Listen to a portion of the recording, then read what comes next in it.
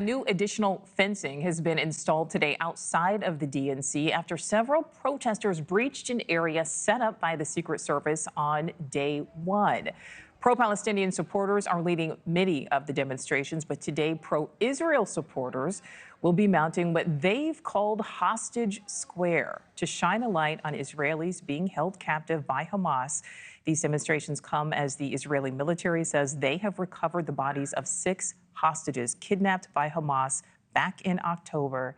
And NewsNation's Alex Capriello is following all of the protests. He joins us live here in Chicago. Alex, what is happening out there right now?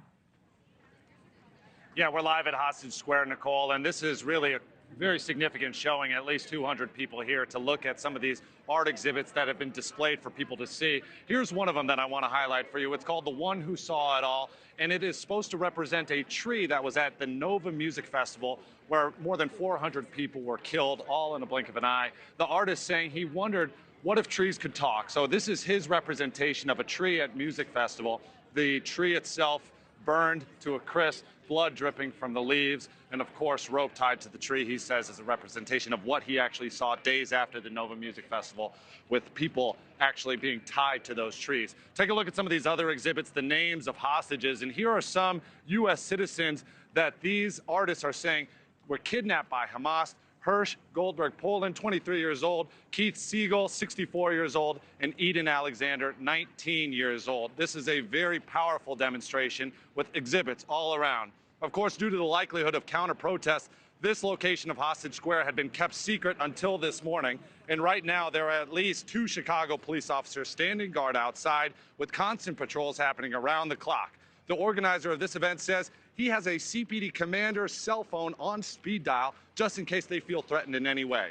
It's been a back and forth between pro-Israeli demonstrators and the city of Chicago to actually secure a permit.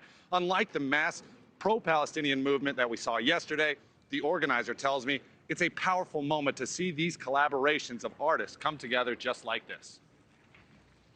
You know, people like to debate the political issues, but this is about human beings who are being held hostage and those who've been murdered and their families. And so this brings it home in a very, very personal way. Less than 24 hours ago, we saw clashing erupt between pro-Palestinian protesters and Chicago police on the doorstep of the United Center.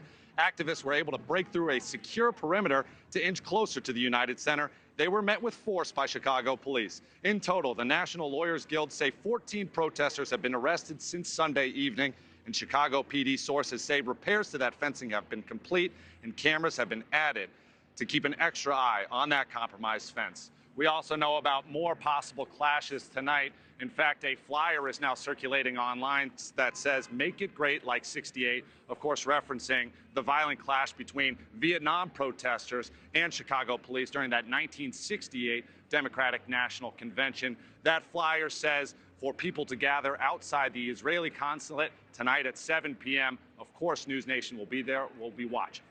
Nicole? Absolutely. All right. Alex Capriello live for us here in Chicago. Thank you. Thank you for watching. Go to NewsNationNow.com to find NewsNation on your television provider. And don't forget to click the red subscribe button below to get more of NewsNation's fact-driven, unbiased coverage.